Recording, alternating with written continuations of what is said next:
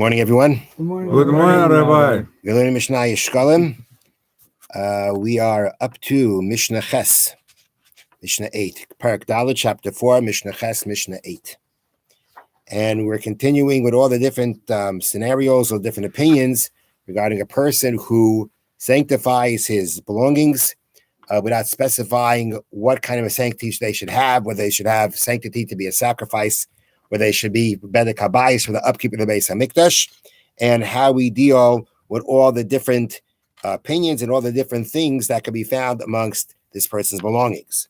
So this Mishnah reads like this: Hamakdish nechasim, one again who sanctifies his belongings without specifying what kind of sanctity he is giving them. And amongst the property he had things that were fit to be offered on the altar.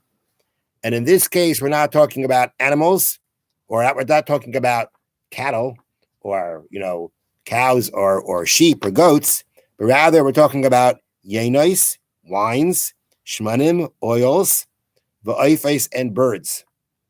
And although the Mishnah didn't mention it, we're also talking about flour, right? If a person has a fine flour that will be used for carbon menachas, for meal offerings, these are the things that are amongst his belongings that, again, he has consecrated without specifying which level of which type of consecrate, which type of sanctification he's giving it.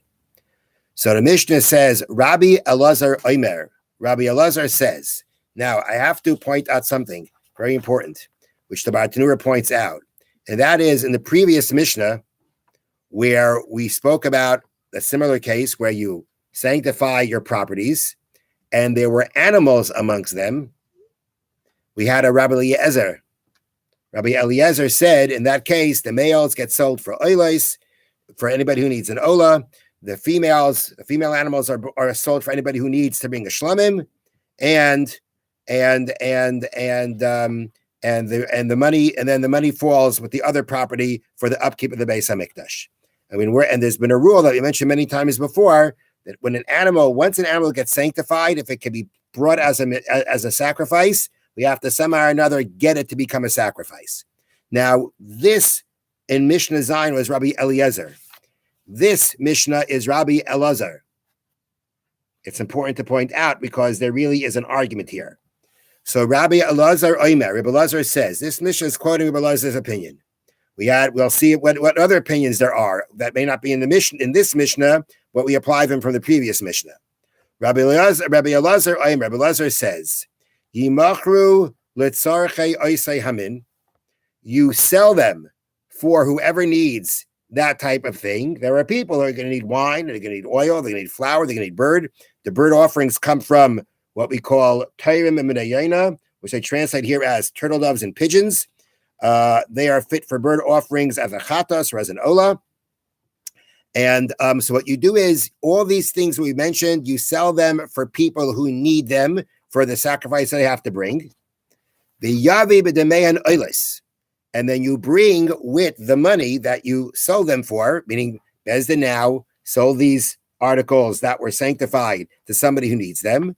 The money now belongs to Hektish, to the Beis HaMikdash. I made a mistake. You're going ahead, you're selling those materials, those things for people who need them for their personal sacrifice. And then the money that you received for these things, the Yavi b'demeyan, and then you bring with the money oilos, burnt offerings. Usha'ar nechasim bedek habayis, and all the other belongings go for the upkeep of the Beis HaMikdash. Now, what is very interesting here is that Rebbe Lazar said, you're selling the wine, the oil, and the birds. What are you doing with the money? You're bringing olos, burnt offerings. Now, he mentioned birds, right? There were birds in this case. Birds can be burnt offerings. It doesn't say bring the birds themselves as burnt offerings. It doesn't say that. It says you bring olos. That means because you're selling them. You're selling the wine, the oil, and the birds, and you're bringing with that money burnt offerings. Not using the birds themselves as burnt offerings.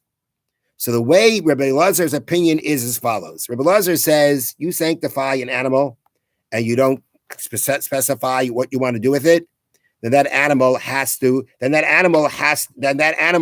is going to have a sanctity that says somehow or another that says these things have to be offered. They have to be offered. However, according to Belazar, there's a pasuk that teaches us, and he derives this from the words. This is how he interprets a certain pasuk in the Torah. That the Torah says that when you consecrate an animal without specifying what you're going to, if you sanctify without specifying what it should be, anything that's fit for the mizbeach, it has to be an animal olah. That's what it has to be. Yeah, this is what he derives from a pasuk. He interprets a pasuk in a certain way, and he derives from the pasuk that if you were to consecrate something that's fit to be the mizbeach, we didn't specify what it's for, but you consecrated it general. It's consecrated, and it's an animal that can be brought as an olah. It has to now be brought, that sanctity that it's going to get, and the sanctity that's going to say it's got to be brought. Then the sanctity that says this has to be brought on the mizbeach as a carbon, is that the money that you get for it has to be brought as an animal olah. If you consecrate things without specifying what comes from them or what comes from their value, now if you consecrate the oil, right, the oil is not going to be an animal burnt offering, so you're going to have to sell it in order to get it. But the point is that he holds, based on the pasuk, that when you sanctify things that can be brought on the altar without specifying what you want them for, or to say, I want them for the upkeep, they go for the upkeep. But you didn't consecrate that. You didn't say that. You just said that they're general. You said they're consecrated, they're sanctified. In that situation, the Torah says, according to Belazar, the Torah says that from these things, you have to bring an animal burnt offering.